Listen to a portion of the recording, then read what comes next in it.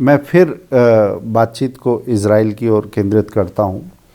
आज जब इज़राइल ने जो उसके ऊपर हमला हुआ, जो बर्बरता हुई, जब उसने पूरी शक्ति से जवाब देना शुरू किया है और लड़ाई या तनातनी अब अगले चरण की ओर बढ़ती हुई दिखाई दे रही है, तो जैसे ही पलटवार हुआ, बहुत सारे ऐसे वर्ग हैं, बहुत सारी लामबंदियां हैं जिन्होंने ये बात कहना शुरू कर दिया है कि हुदैबिया की संधि की तरह अब शांति की बात करनी चाहिए, अब सुलह की बात करनी चाहिए।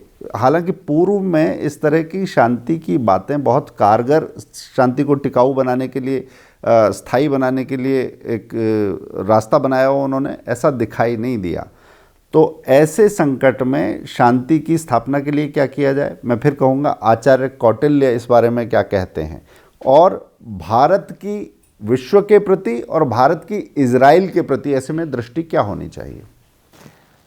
देखिए, हमारे यहाँ बलि प्रथा बिल्कुल अच्छी नहीं रही है, पर बकरे की बलि दी गई है, शेर की किसी ने नहीं दी है। शेर ऐसा है कि उसको बलि देने के लिए कोई आगे बढ़ा नहीं है।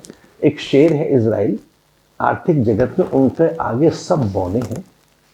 सूचना की तकनीक में, संचार के संसाधनों में, प्रौद्योगिकी में, अस्त्र शस्त्र में वो शेर जैसे लोग हैं।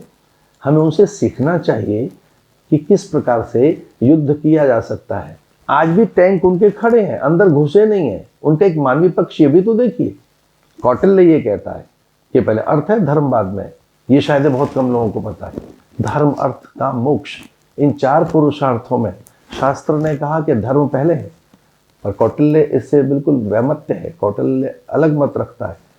वो कहता है कि नहीं, पहले अर्थ है और धर्म बाद में है। आपके पास अर्थ ही नहीं है, गौरव ही नहीं है, विचार शक्ति, सामर्थ्य, बुद्धि नहीं है, प्रज्ञा नहीं है आपके पास, तो ये भी तो अर्थ है। तो मैं ये कहना चाहूँगा कि भारत को उनका साथ देना चाहिए, और पलटवार में जो लोग आ गए हैं कब उनके पक्ष में, भारत को अपने स्टैंड के साथ रहना चाहिए, क्योंकि ऐसा कभी भारत में भी हो सकता है। हम चुप न बैठें, भारत में भी हो सकता है, और ऐसी नीतियाँ कहीं कहीं सुलग रही हैं। हाल के जो धमाके हुए हैं वो इस बात के संकेत हैं कि भारत में भी कभी कुछ हो सकता है। तो भारत को अपने स्वरूप में लौटना चाहिए। मैं कहता हूँ घर में फिर से ये जो शिवाजी की नीति है, हमारे गुरु गोविंद सिंह की है, हमें फिर से सैनिक बनना होगा। हर व्यक्ति वहाँ सैनिक है। पहले राष्ट्र है, फिर धर्म है। हमने बहुत कुछ खो दिया है, पहले राष्ट्र है, फिर धर्म है। तो मैं कौटिल्य की दोनों बातों पर आ रहा हूँ। वो कहता है राष्ट्र ही धर्म है और अर्थ ही धर्म है। तो अर्थ आपके पास नहीं है, अर्थ माने वर्चस्व नहीं है आपके पास में, आत्मबोध नहीं है, शारीरिक सामर्थ्य नहीं है, तो आप कभी जीत नहीं पाएंगे। तो वो ये कहता है, और दूसरी राष्ट्र धर्म को भी कहता है कि धर्म को मैं पूजा पाठ नहीं मानता हूँ, मैं धर्म को राष्ट्र मानता हूँ, और राष्ट्र आपके द्वारा सुरक्षित नहीं है तो आप दुर्बल है, दीन है।